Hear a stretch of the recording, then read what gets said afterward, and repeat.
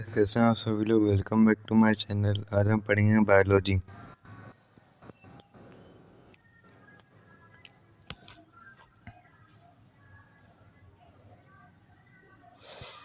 पिछले लेक्चर में हम लोगों ने आई के बारे में पढ़ा था और आई के पीपल के रिफ्लेक्स के बारे में, और रिफ्लेक्स हमने फिर डायग्राम से समझा भी था।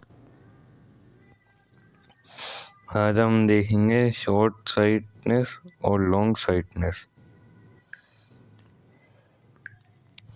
सबसे पहले पढ़ते हैं शॉर्ट साइटनेस। एक मिनट।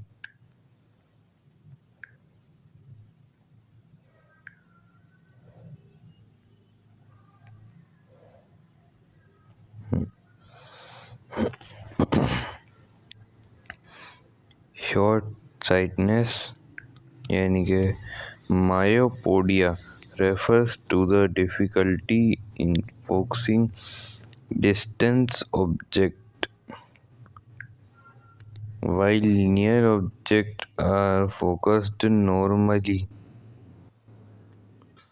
ठीक है, तो बेसिकली ये बता रहा है कि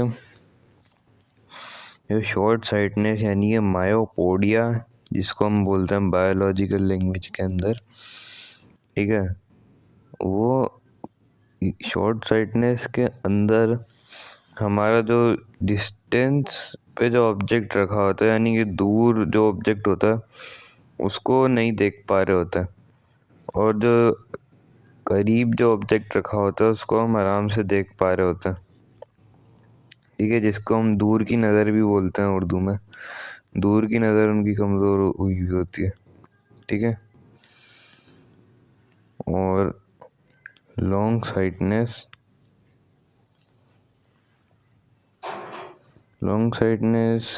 distance object to vision is clear, यानी कि जो ऑब्जेक्ट डिस्टेंस पे रखा है वो तो क्लियर नज़र आएगा, मगर जो करीब जो ऑब्जेक्ट रखा है वो क्लियर नज़र नहीं आएगा।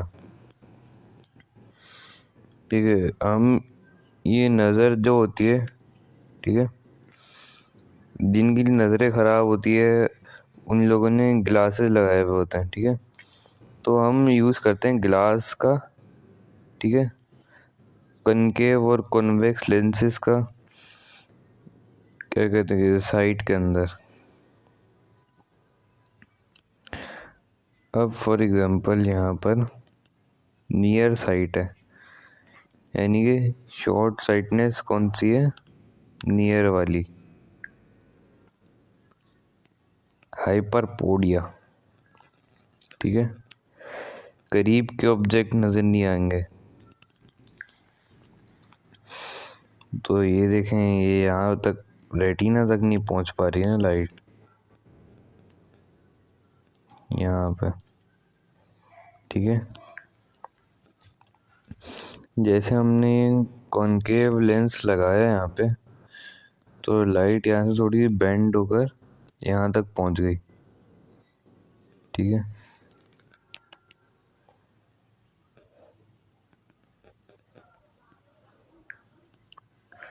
इसके बाद हम डिस्कस करते हैं शॉर्ट साइटनेस को या फिर फार साइट, यानी कि शॉर्ट साइटनेस कौन सी वाली,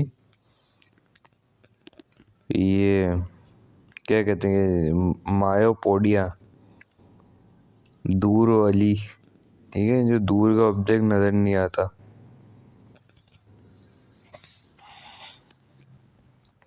ठीक है, तो फार साइट के अंदर हम देखते हैं कि लाइट आके रेटिना से भी आगे जा रही है। ठीक है, इधर एक पॉइंट से लाइट आई और ये रेटिना से भी आगे चली गई। ठीक है, इस वजह से हमें दूर की चीज़ सही से नहीं दिखती। उसके बाद हमने लगाया कॉन्वेक्स लेंस, जिसकी वजह से लाइट रेटिना तक आके रुक गई। ठीक है, जिसकी वजह से हमें क्लियर दिखने लग गया। और ये ग्लासेस के भी अलग अलग लेवल होते हैं, कि अलग अलग नंबर होते हैं ग्लासेस के भी, कि 1 नंबर का, 2.5 नंबर का, 1.5 नंबर का, 2 नंबर का, 3 नंबर का। ठीक है, ये कॉनकेव में भी, दूर वाली में भी और करीब वाली में भी। ठीक है। अच्छा, तो अब हम पढ़ेंगे कलर ब्लाइंडनेस के बारे में।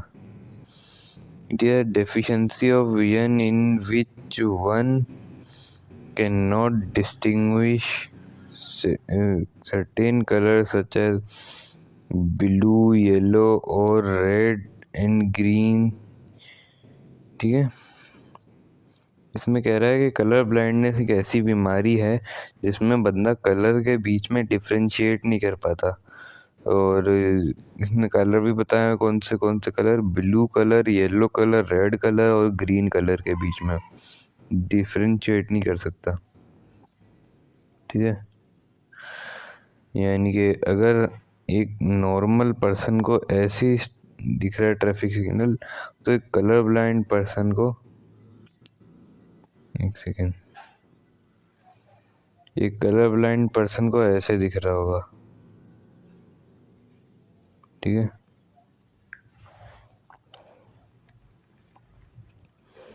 it is due to the effect in cone of retina through the vision may be normal in color blind।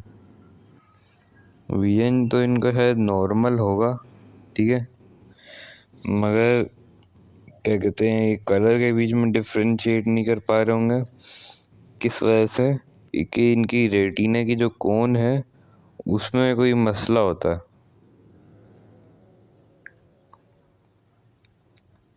ठीक है,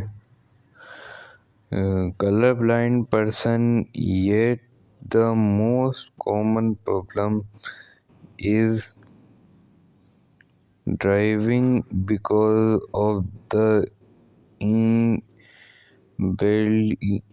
to distinguish red and green traffic lights। ठीक है, तो अब इसमें ये बोल रहा है कि इनका सबसे बड़ा प्रॉब्लम ये होता है कि ये ड्राइव नहीं कर सकते, क्योंकि इनको ट्रैफिक सिग्नल के बारे में जो है डिस्टिंग्विश नहीं कर पा रहे होते कि कौन सा ग्रीन है और कौन सा ब्लू है और कौन सा येलो है। ठीक है, तो ड्राइविंग ये लोग नहीं कर सकते, इनका सबसे बड़ा प्रॉब्लम है। ठीक है, तो आज का जो हमारा लेक्चर था वो यहीं तक था। उम्मीद है आप लोगों को समझ में आया होगा। अगर समझ में नहीं आया तो आप मुझे कमेंट बॉक्स में बता दिए। अगर समझ में आ गया तो अच्छी बात है। ठीक है, तो मिलते हैं नेक्स्ट वीडियो में, जब तक के लिए अल्लाह हाफिज़।